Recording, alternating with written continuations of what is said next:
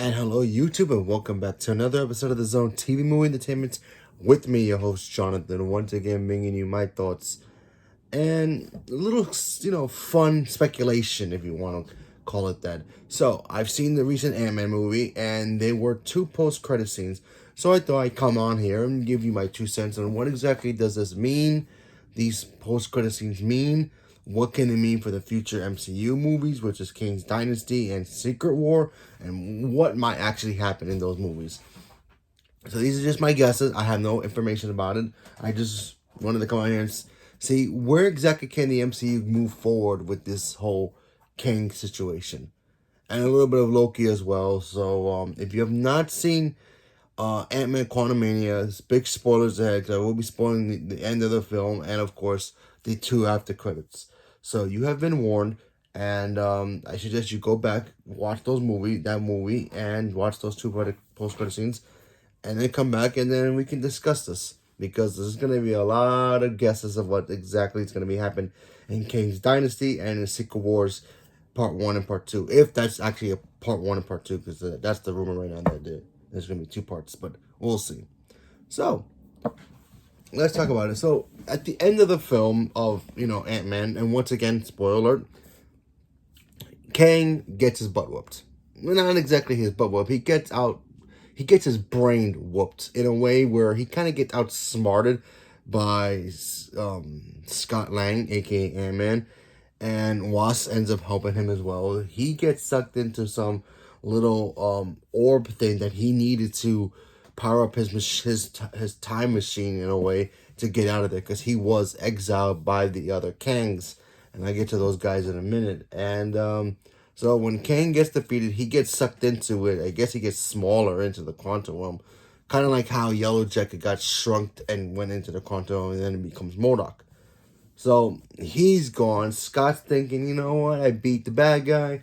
I saved the world again. I don't have to worry about it. Then he starts wondering, what if he's not dead? Because he did say that there's a war coming. And we all know from the end of Loki Season 1 that the universal war is going to happen when the multiverse is all going to start fighting each other. So, we come up to the first after credit where we get to see 3 different versions of Kang. A version of, like, a King Tut version of him, a future version of him, and then a modern day version of him. The 3 of them start talking. It's like, oh yeah, the one that we banished, he's been killed. Too bad none of us killed him, but somebody did. We don't know, what's gonna happen now. We may have a problem with these people who killed him, and he's talking about the Avengers, obviously. Now, in the movie, Kang did say, yeah, I've beaten Avengers before. But remember, this is the main MCU timeline, so he hasn't fought these Avengers yet. But he's fought Avengers from other timelines. So, each different version of an Avenger are all different. One could be more stronger than the other. One could be more smarter. They can all be kind of stupid too, in the way that they all got their butts whooped. Either way, so the Kangs are all talking. They're like, yeah, we got to make sure we handle this problem before it gets worse for us, because if they figure out a way to stop us, doing the multiverse thing, we're all in trouble. So, they're all gathering around. They try to figure out, like, okay, what's next? What exactly do we do? So they call literally every single Kang from throughout the multiverse to show up in this, like, battle arena kind of place. And they're all just shouting, yelling, and, all the Kangs come out through portals that kind of look similar to Reed Richards' portal that he came out of in Doctor Strange and Multiverse of Madness. But, I still don't believe that Kang is going to be related to Reed Richards. I could be wrong. Now, in the comics, he is. But, in the MCU, they always change certain things. Civil War wasn't exactly like the comics, Namor's background is not exactly like the comics. So, it could be changed. I personally think that Kang is actually related to Iron Man. Now, here's why. Because, honestly, if you think about it, when Iron Man snapped his finger and he got, quote-unquote, killed in Endgame, what happened next? Kevin Feige's like, we need a new bad guy. Who should be next? Now that Stark is gone, who do we need? Who should they fight next? Oh, wait, how about a time-traveling, technology-wielding villain named Kang the Conqueror? Now in the 31st century, King the Conqueror, he has fought Iron Mans before, and then one of his versions becomes Iron Lad. So in this movie universe, it makes more sense to have him be related to Tony Stark. And there's a moment in the movie of Ant-Man Quantumania where King's using his quote-unquote powers or just his technology, and they kind of are similar to the way Iron Man will use his propulsor blasts. So in my thoughts, I feel like he is related to Tony Stark. We just don't know it yet. Everybody's assuming that he's related to Reed Richards because of the comics. It could be possible, but yet remember, Reed Richards technically hasn't even shown up in the MCU yet. Yeah, we saw him one time in Multiverse of Madness, and how did that work out? He got his butt whooped in 5 seconds. So I just don't see any logic of him being related to Reed Richards. Oh, sure, he's smart, but who else? Who's already the smartest person in the MCU? It was Tony Stark. And who started the MCU? Tony Stark. Without Tony Stark, none of this would have happened. So it makes more sense to have Kang be related to Tony Stark with all the technology. Remember, he has time travel. Who created time travel in the MCU? Tony Stark. Well, technically, Gemma Simmons and Leopold Fitz did in Agents of S.H.I.E.L.D., but that's a whole different thing. They did it first, but, since it's not canon enough, so, yeah, it doesn't count. But, yeah, you know what I mean? Iron Man created it first, so technically, it would make more sense if he was related to Iron Man, Kang. So, there's that. Then we have post-credit number 2, where we see Loki, and it looks like the 1920s, maybe even 30s, and they see another version of Kang showing off his technology and all this and this and that. So that's gonna basically set up Loki season 2 throughout, Loki trying to warn everybody that, this Kang dude, he's real, he's scary, we gotta stop him at all costs. And I thought all those post-credit scenes were just great. So what does that mean for the future of the MCU moving forward? Well, now that Kang is quote-unquote been quote-unquote defeated twice already, that's 2 versions of him defeated. Because remember, the first Kang was defeated in Loki season 1 when they call him he who should not be named. And now Kang from Ant-Man has been defeated. So where does that leave Kang's dynasty and the other Kangs? Well, the other Kangs are going to start coming through to start fighting the Avengers and maybe testing them out and see how they can, handle them. So we're gonna get other versions of them throughout the rest of Phase 5 MCU. Maybe we'll find one in Captain Marvel, because there was a scroll version of Kang the Conqueror in the background of the King's Sanctuary. So there was a scroll version, so it could be possible we get one of those in Captain Marvel or the Marvels sequel. So that'd be kind of cool. I also believe that in Kang's dynasty, they're gonna fight the main 3 bad guys: King Tut, the future one, which is the red. I forgot his name from the comics. He wears like the red armor. And Superior, I think Superior Kang. I could be wrong. But anyway, those 3 main Kangs that we saw in the post-credit scene, those will be the main bad guys, and the 3 of them are gonna fight the Avengers. Now, how will that turn out? Who knows? My guess, the Avengers will win. We'll find a way. It'll be hard. It will be hard, but they will find a way to win that fight and beat all 3 of them. But then we have to worry about Secret Wars. Now, in Secret Wars in the comics, the Beyonder shows up and is like, yeah, I'm bored. I want to see what will happen if I put good guys, bad guys in one planet called Battle World, have them duke it out and see who wins and who reigns supreme. You know what I mean? So he does that in the comics. He brings like every single superhero, every single villain. Dr. Doom at one point shows up, and then in the other comic book version, they remade it apparently. Dr. Doom is the one who does it, and he has all the Beyonder's powers, and he causes havoc as well. So my guess is that in Secret Wars, I feel like Secret Wars will be 2 parts, but it'll be 2 different movies. It'll be Avengers Secret Wars, which would be the first one. And then after that, the second one will be called Battle World, in my opinion. I think that's what they're going to call it. Kind of like how Avengers Endgame and Infinity War were 2 parts, and then all of a sudden one was Infinity War, and then the second one was Endgame. Remember, it was originally called Infinity War Part 1 and Part 2, so if this is the rumor that they're doing again, I could see them go Secret Wars is the first movie, and then the second film from that one will be Battle War or Cosmic War, or whatever they want to call it. So I do believe that all the Avengers will team up, or maybe even have to fight the other hero from the multiverse. Maybe that's the Tobey Maguire Spider-Mans, the Nicolas Cage Ghost Rider, Ben Affleck's Daredevil, John Berthol's Daredevil from the Netflix series, maybe all those characters. We will see all the heroes collide in those movies, but they're all going to eventually team up to take on the only one superior Kang, which will be the last one. Now, whether the Kang ends up being, taking the Beyonder's powers or evolving into the Beyonder, who knows? We'll have to wait and see. But I do believe they will all fight Kang the Conqueror at the last movie, which will be Secret Wars the first one.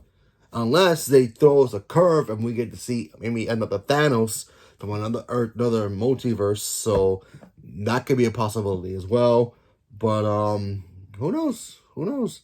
But I think, like I said before, I think the Kang, and here's my little theory going even more crazy.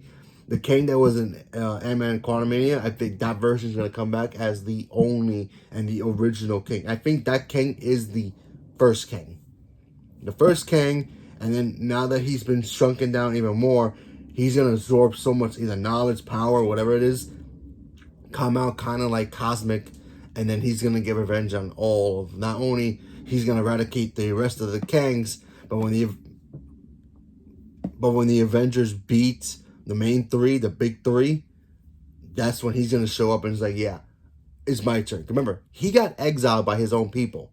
His own Kangs got rid of him. His own self got rid of him. So he's going to come back and wipe them all out. That's what he's going to do.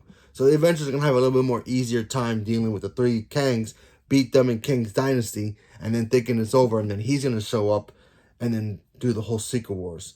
Or the Battle World, or whatever they want to call it for the next one. Because there will be 2 more movies.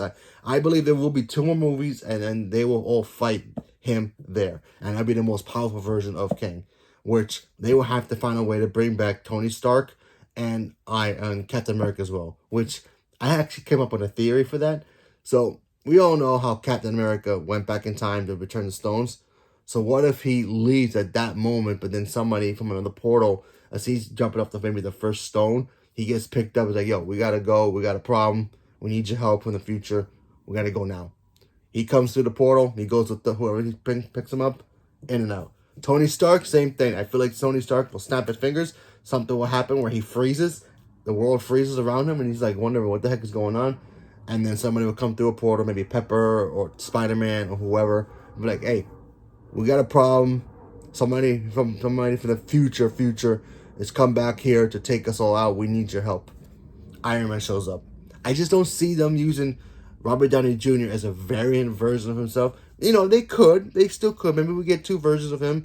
But I feel like the original Tony Stark, our main MCU Tony Stark will come back. Either, he'll come back from the year that he snapped his finger. Before he snapped his finger, go with the team, help out the team, go back to the point where he snaps his finger and then dies, so that way the timeline continues to flow perfectly. That's my guess of how he will come back. I feel like that would be a better way to do it. Like I said before, I still believe that he's gonna be related to Kang. That Iron Man's gonna figure out, yeah, this is my great grandson or whatever the heck it is, and he's gonna figure out a way to stop him. Because remember, if you look at Kang, he's technically not that strong. The reason Kang is so powerful and so intimidating is because his battle tactics is so severely accurate. It's scary. That's exactly why he's so powerful. Because he knows things that happen before it happens. But if you get Tony Stark to figure all that just as much as he can, they could beat him. Remember, especially if you watch this movie, and Kang was great in Ant-Man Quantumania. He was great. He was menacing. But he really doesn't have powers. He has technology. You take away his technology. Sure, Jonathan Majors is huge because obviously it was Creed. He was doing Creed. He could handle himself a little bit. But if he fought the Hulk without his technology, he's gonna get stomped. So there's that. And plus, in this movie, and there's a spoiler for it, he got beat by ants. So, without his technology, Kang is pretty much useless. And like I said, his brain is still very, very 100% always accurate, always, 10 steps ahead of everybody. So there's that. But if you get Tony Stark to come into play, yeah, I just see Tony Stark just outsmarting him in every other way. And then, we'll get that whole, oh, that's why Kang is so smart, because he's related to Tony Stark. I just don't see him being related to Reed Richards in this universe. I just don't see it. In the comics, yes, obviously. But come on, if you can have Iron Lad show up in the Avengers eventually, you really gonna have him be related to Reed Richards? Really? Okay, you can't have Iron Lad come in, being related to Reed Richards, a version of Kang, and then have his son, Nathaniel Richards, be the most powerful mutant. You're going to have one or the other. So I'd rather have his son be the mutant and Iron Lad be related to Stark instead of Reed Richards. Remember, the Fantastic Four hasn't even shown up yet, and by the time that happens, it's like you're gonna rush that story into it. You're gonna be like, oh yeah, the Fantastic Four are here now, yeah, and oh yeah, here's the bad guy. They're related to the bad guy when we haven't even seen them. But by that, all the pieces that fall from Iron Man 1 all the way to Endgame, him being the superior mind throughout the MCU, and then a bad guy from the distant future shows up and starts causing trouble for the Avengers right as Iron Man has already passed. Morgan could have grown up, have a kid, who had a kid, who had a kid, who had a kid, who had a kid, who had a kid, who had a kid, who had a kid, who had a kid, to eventually have Kang, and then Kang shows up and then causes havoc. It makes more sense to have Iron Man and Kang be related because they're like polar opposites.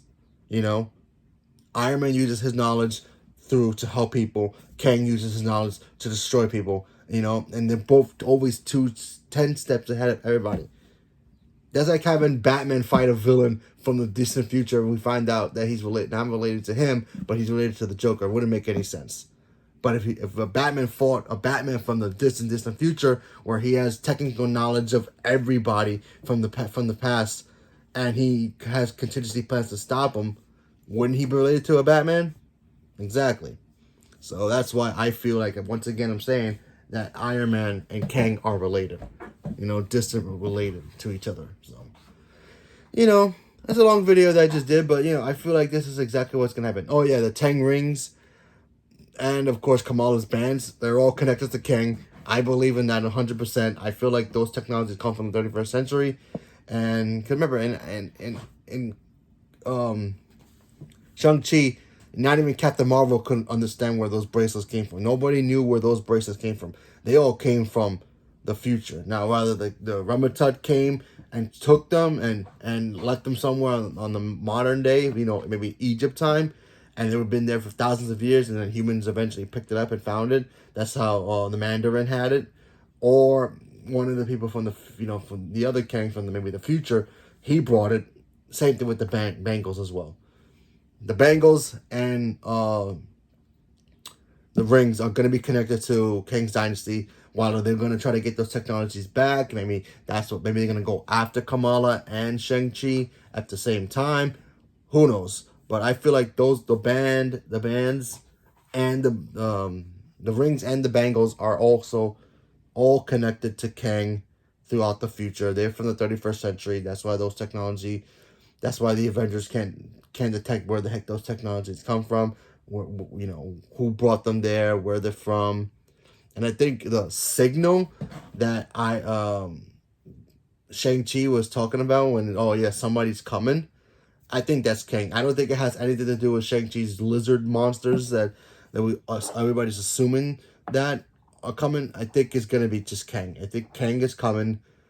And apparently the rumor is that Shang-Chi leads into Kang's dynasty. So it would be cool if a Kang went back to fight Shang-Chi and be like, yo, I want my rings back. Give them back to me.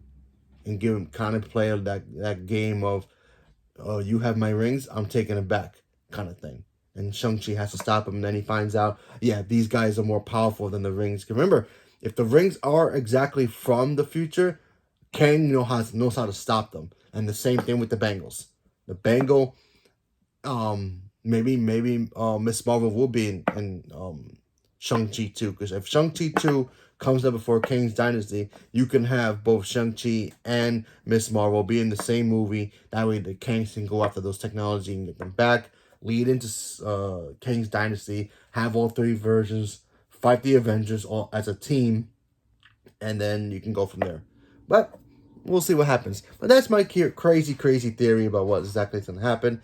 Once again, I believe that the Avengers will fight all three Kangs from the after credit in Kang's Dynasty. I think the Kang from Ant-Man the Quantum Realm is the original Kang. He's gonna come out at the end of at the end of Kang's Dynasty, and he's gonna wipe out the remaining Kangs, and he'll be the one left, and he'll be the most powerful version. He'll be the superior Kang, and then he'll set up Secret Wars Part 1. If there's a Part 1, it'll be Secret Wars. It'll be the first movie, and then the second movie will be Dynasty. So that'd be Avengers 5, 6. That'd be 8 Avengers films altogether.